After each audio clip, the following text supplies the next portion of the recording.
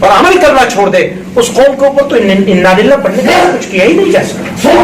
آج ہمارے سب ساتھی عزم کریں گے، ہمارے پاس یہ حوصلہ ہے، ہم ایس پی کی آنکھوں میں آنکھیں ڈال کے بات کریں گے، تم ہمیں آتنکی دے تو تم ہو گے آتنکی۔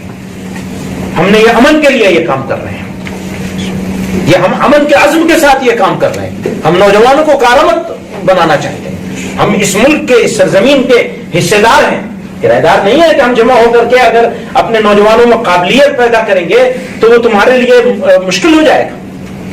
یہی امیج کو بدلنا ہے۔ یہ کیا بات ہو گئی؟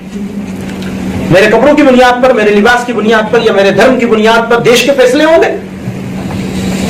تو دیش کے ساتھ دشمنی ہے، یہ تو غداری ہے دیش کے ساتھ۔ ڈھونڈیے، ہمارے بزرگوں نے تو اس دیش کے لیے، اس دھرتی کے لیے، اس سرزمین کے لیے اپنا خون بہایا ہے، ایک ایک ذرے کو رنگین کیا ہے۔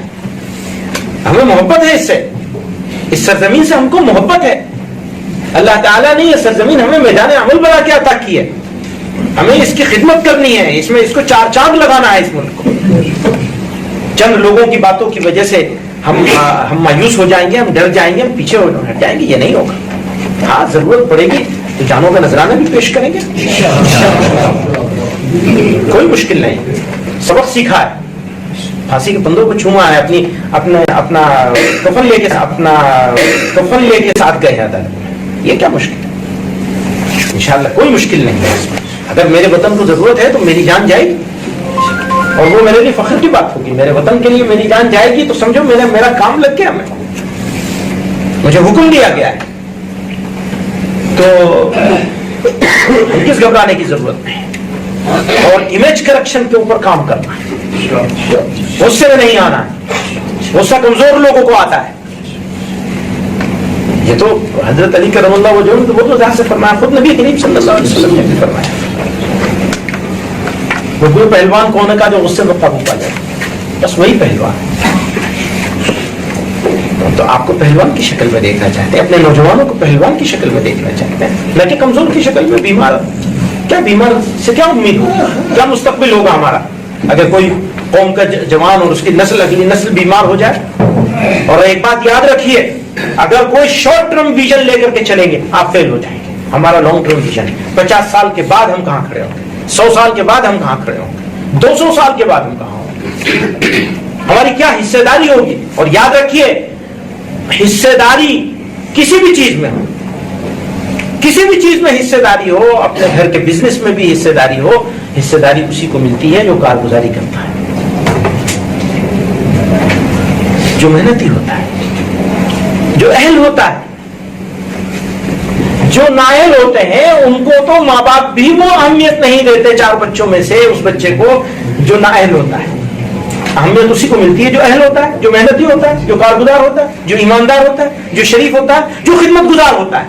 بس میں اپنے نوجوانوں کو یہی بنانا چاہتا ہوں۔ 4-5-6 چیزیں میں نے بیان کی ہیں کہ اہمیت کس کو ملتی ہے، وہی 4-5 چیزیں ہم اپنے نوجوانوں میں وہ صلاحیت پیدا کرنا چاہتے ہیں، اپنی اہمیت خود ہو جائے گی، ہم ضرورت بن جائیں گے، ہم ضرورت بن جائیں گے، بوجھ نہیں، نہ تھے بوجھ نہ ہے اور نہ بنیں گے۔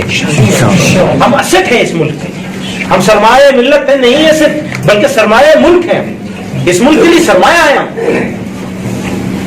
وہی بنیں گے انشاءاللہ، ہیں اور رہیں گے انشاءاللہ، اور طاقت کے ساتھ آگے بڑھ کے دکھائیں گے۔ ایسی مثالیں موجود ہیں۔